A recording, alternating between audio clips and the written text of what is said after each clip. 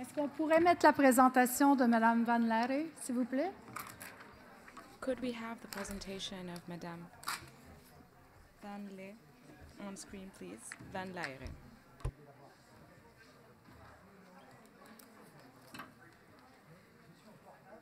Je déteste me voir sur un écran. I hate seeing myself on screen. Yeah. I never get used to it.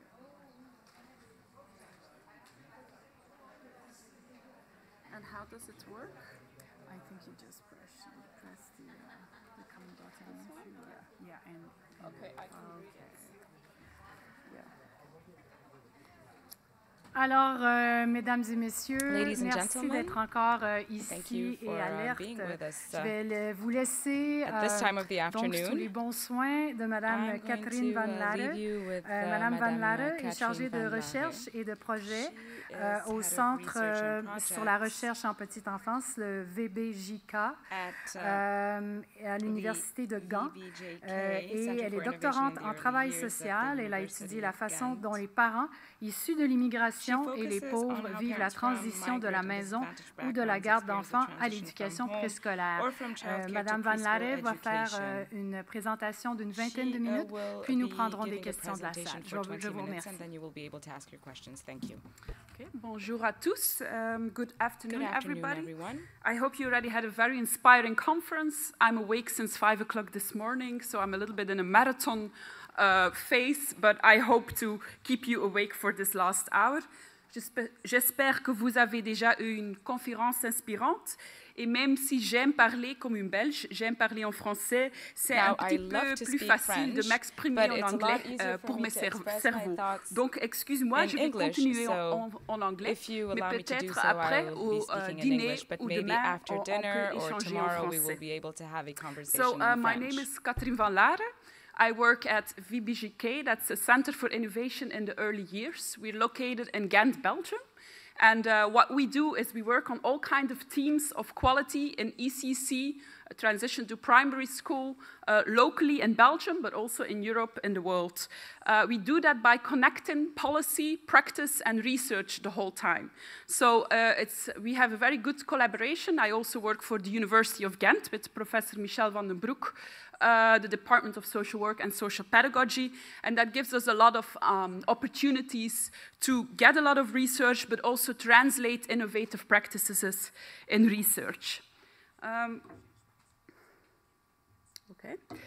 It's a truly honor that I can stand here today and represent the innovative work in progress, as always, of so many teachers of preschool, of primary school, childcare workers, schools, childcare centers, and researchers of 4 different countries. So this project that we're working on is based in the UK, in Belgium, and in Slovenia and Italy.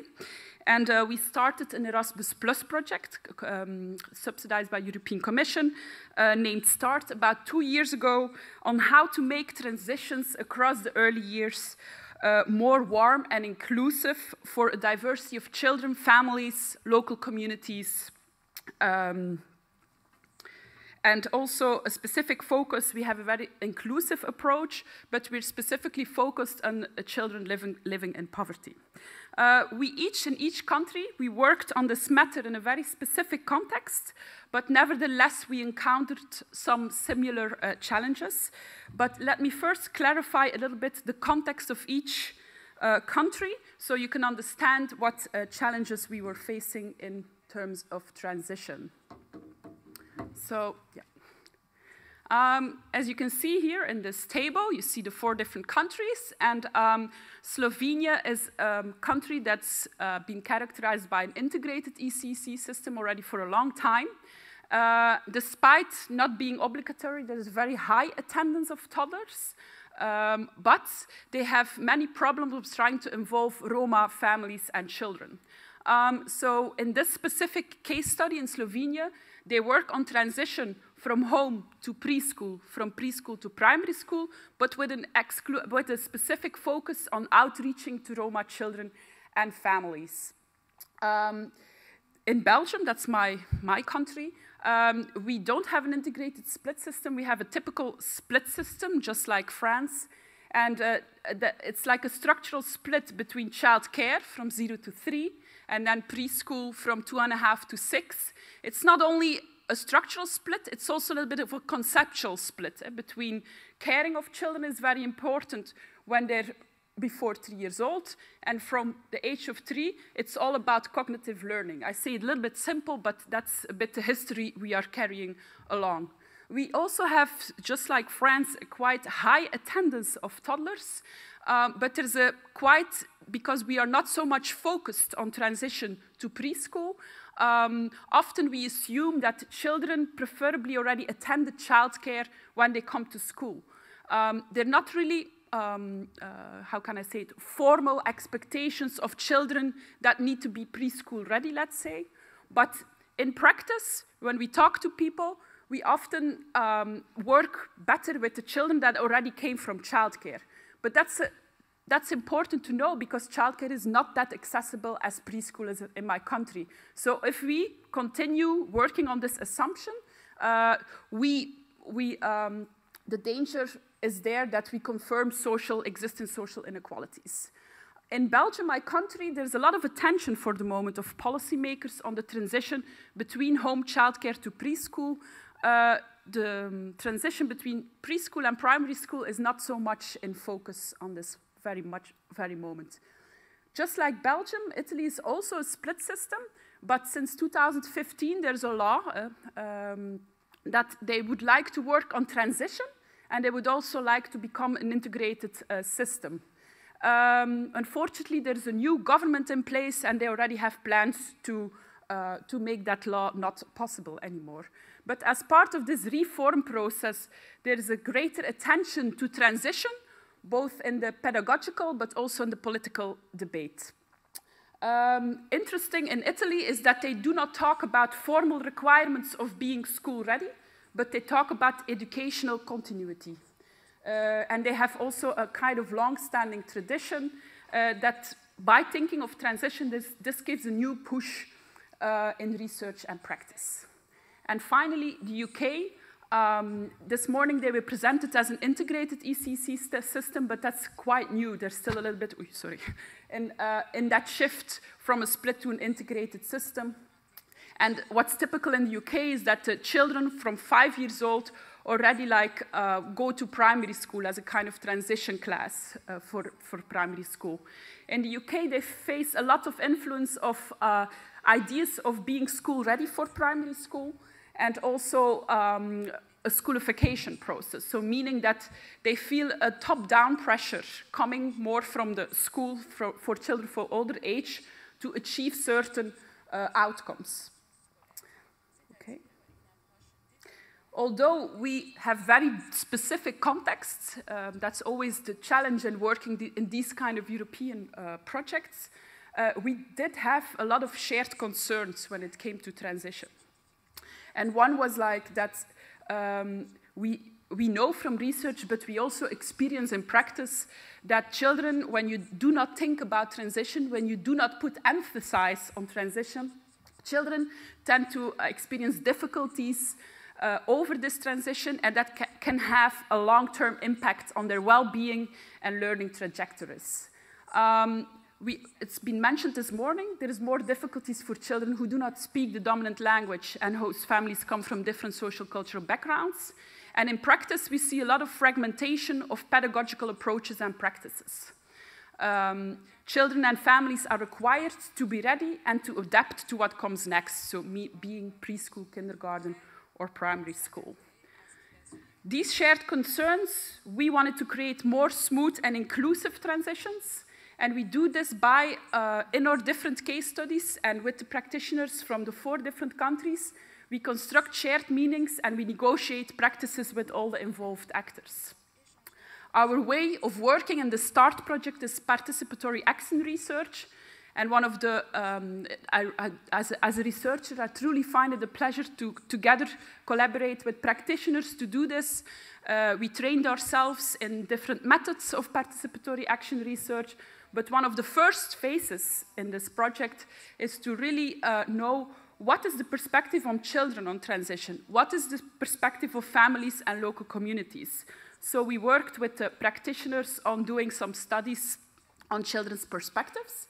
And here you can see some work that was done in Italy. So we did observations of children, we had conversations with children, they made drawings to explain a little bit their transition experience. And here you see Elena, who's 6 years old and who makes a drawing about how was it in the Scuola dell'Infanzia, that's the preschool or kindergarten. And on the right side, you see how she experienced the primary school. So on the left, she says, sorry, it's a little bit small because I do not speak Italian. I was playing, coloring, having fun. And then on the right, she explains the drawing by saying, I write, read, study, and carry out homeworks. This one is another from Fatima, who's also 6 years old. On the left, you see she's in a house and she's playing with friends in the preschool. And on the right-hand side, she's sitting on a desk with her friends and we are listening to the teachers. So in both drawings, it's like a little bit stereotypical, I have to say, but this is what came out of this study with the children. And it's interesting how, for one, in preschool, a lot of emphasis is put on playing with the friends. You do not see the teacher as much as in the other drawings. You see the spaces are a little bit more flexible organized in the drawings. And when it goes to primary school, you see specific, if I go back here, you see specific, like the blackboard, you see the teacher, and you see the desk. And it's quite interesting to see that these children at the desk nearly become the desk. It's like they become objects in the drawing. And I always have the pleasure in my job to visit a lot of schools over Europe in the world. And I find it incredible sometimes how universal we are all are with blackboards and teachers and desks. So that's quite an interesting observation, how the children draw themselves in a more passive role and that they have to obey and listen instead of playing with friends. Okay. We also talk to a lot of parents. Together with the schools and the ECC centers, we organized focus groups, we did video interviews, we did small questionnaires. And when you talk with parents on the transition experiences for their children and for themselves, you can see they have quite a complex, they take in a complex position. At one point, they kind of adhere to dominant ideas of what school is supposed to be. And on the other hand, they challenge dominant ideas on what primary school should be. Let me give some examples. A lot of parents put a lot of emphasis in the different countries on the importance of socialization. They want their child to learn to be and to become. They want their child to learn how to deal with diversity. They see it as a space of civil coexistence, a space that is complementary to what they can offer at home. Also a place where children learn discipline, learn rules to live together. Another important emphasis for parents is learning and achievement. In that sense, that concurs a lot with the policy concerns. They want, of course, their children to succeed in life. And they often see preschool as a way to prepare their children for primary school. So in that sense, they kind of want their child to be school ready before it goes to primary school. But there are also a lot of parents who challenge that same idea by saying, yes, but I cannot, it's very difficult for me as a mother to understand the school requirements in primary school and how to support my son. My son still has a lot of caring requests. He sleeps a lot. His eating is important, and all is focused on cognitive learning. So a lot of parents challenge a bit the solely achievement focus for the future of children. And it's quite interesting that irrespective of the context, irrespective of the system, because in our project we have split and integrated systems, many parents have questions on care, safety, and inclusion. Do you see my child?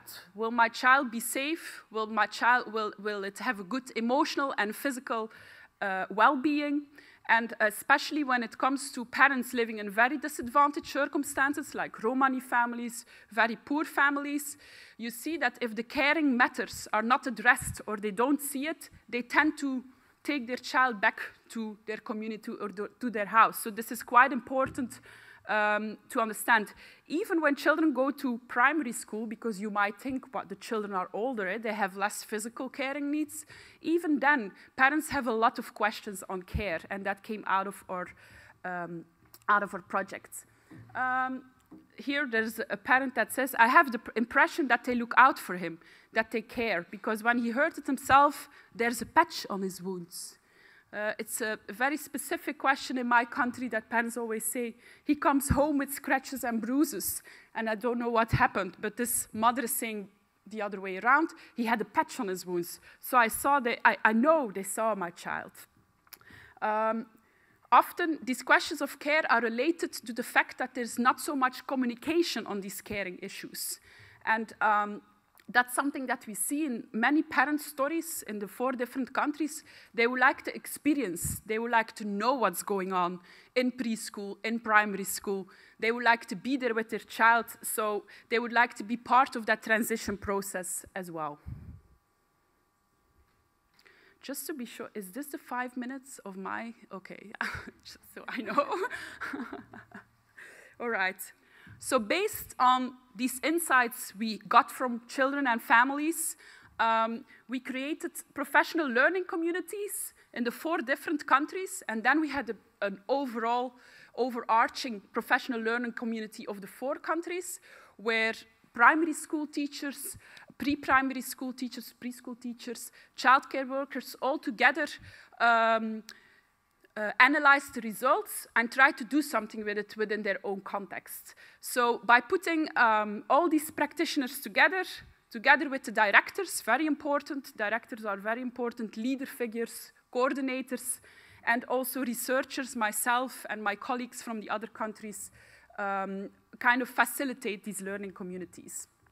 And we can see we now do it for 2 years, and it really increased a shared responsibility in transition, because what's quite typical of transition is that there is not really ownership of that process, who's responsible for it. So it really increased a shared responsibility, and we managed to raise a lot of awareness on the construction of childcare, preschool, and primary school. And of course, when you're in a European project or an international project, and you can organize exchange with the practitioners between the different countries, this is like the perfect confrontational space you need in order to think about, but the way we organize things for, in my country, for instance, 100 years, why do we do it like that? So when you can be confronted with other countries together with the practitioners, it really creates a lot of awareness and understanding that it's quite relative, the way we have institutional splits. By putting these people together, we worked a lot on observing one another in the classroom, in the childcare center, in the primary school, and discuss it together, or observe movies from other countries. This is a long process to follow up, to take care that everybody feels well, because this is not easy. And you can see that it really changed, that people start thinking from children's and parents' needs rather than from the institutional way of how we organize things for already a long time. That's quite important. So in these professional learning communities, we can support professionals in democratic approaches of pedagogical quality. And I would also, I'm very excited, and I'm a big supporter of the new European Quality Framework. I think you should all read it, because it has great potential for the ECC sector and primary schools in Europe. And it also starts from this kind of approach of pedagogical quality. Quality is not something that one researcher decides what we need to do. Okay, that researcher also has interesting insights, but it's also something we negotiate in a specific context with children, parents, and local communities. So that's very important for us also in this transition story. I do already for years also a lot of guidance of people, and you try to connect them that they can feel sure enough to think out of the box. And I do have to say, 2 years ago, I knew kind of a bit of an academic, yeah, it's important to put these people together and then they can, you know, deconstruct the child image, blah, blah, blah, blah. Yes, you know it.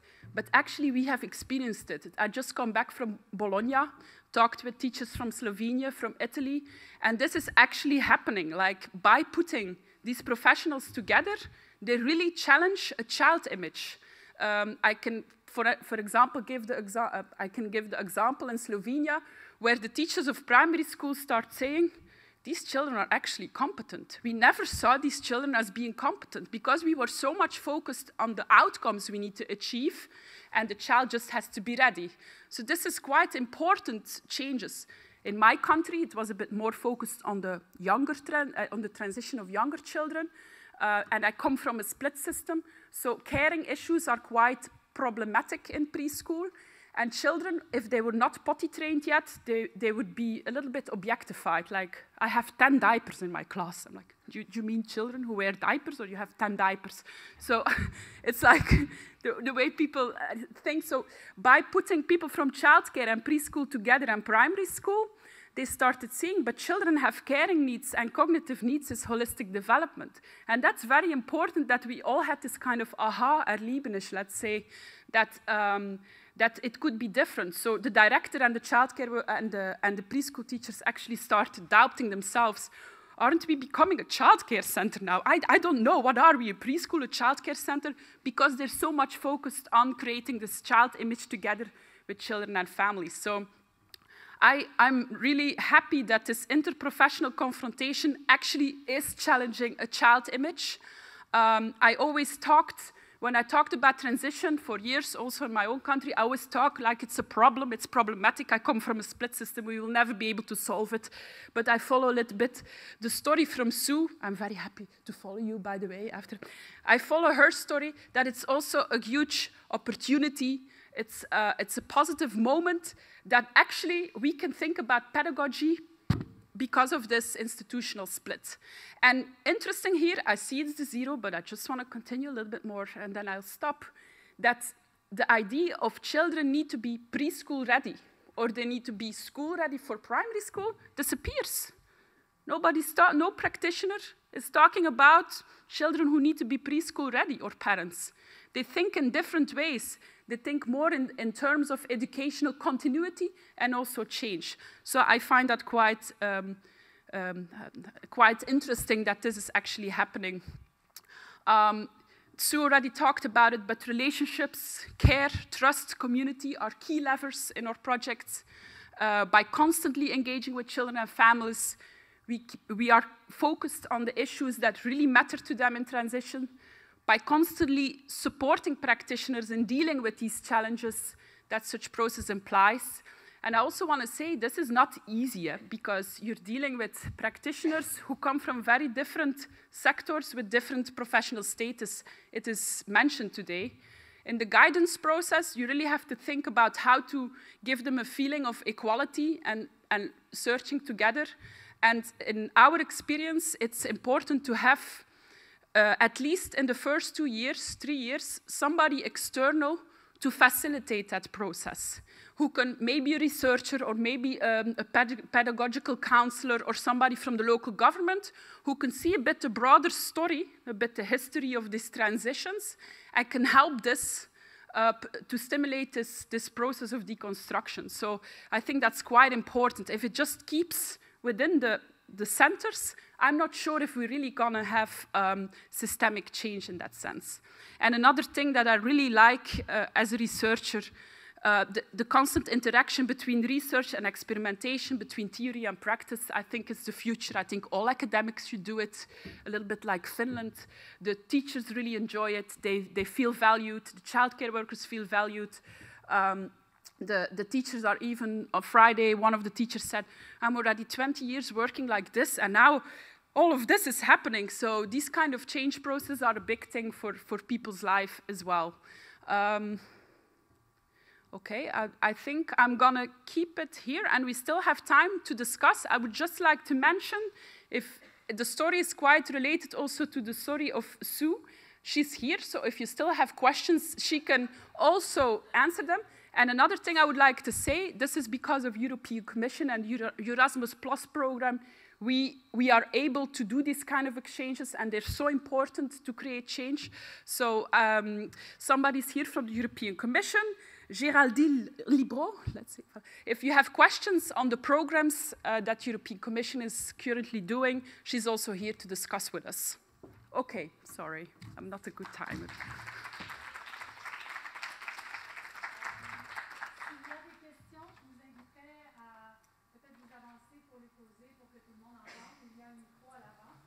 unfortunately, if the person speaks without a microphone, she cannot be translated.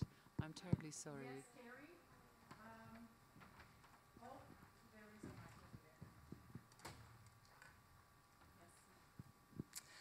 Thank you very much to both of you. That was a very informative.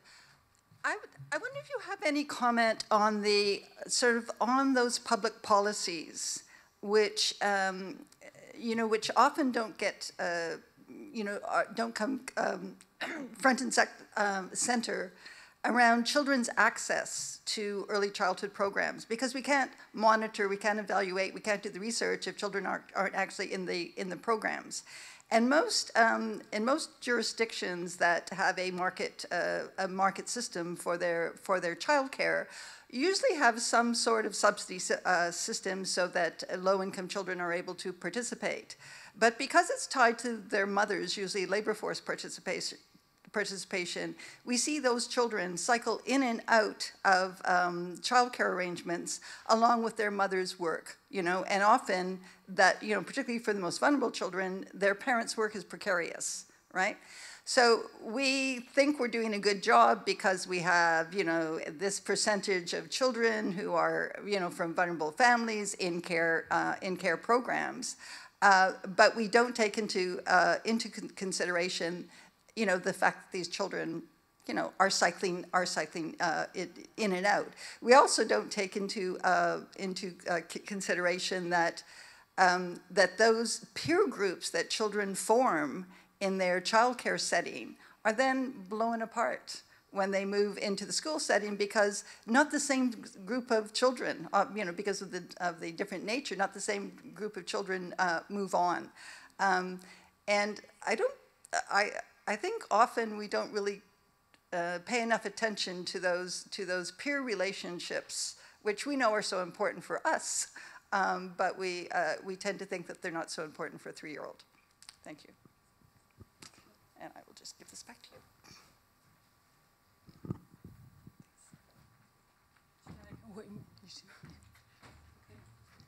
Thank you for that reflection, and I think the peer relationships is one of the aspects that's in the stories of children, but also parents, is so important, is like a factor of resilience to go in that transition. And I understand the problem of the market systems, like the UK has that problem that I think they subsidize 30 hours for preschool for children from vulnerable families, but that's under threat in the current governmental debates. So all we can do is try to advocate that all children should have access, quality access, and it's absolutely a problem. But those peer relationships is maybe a way to start from the story of children and families, is maybe a better way to do this debate than just to limit it to labor market participation. But that's absolutely a problem. Yeah.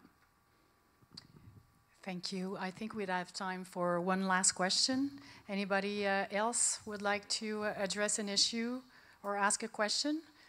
Or I'm sure you'll have time afterwards during the cocktail. Well, thank you very much, Ms. Van Laere. Thank you.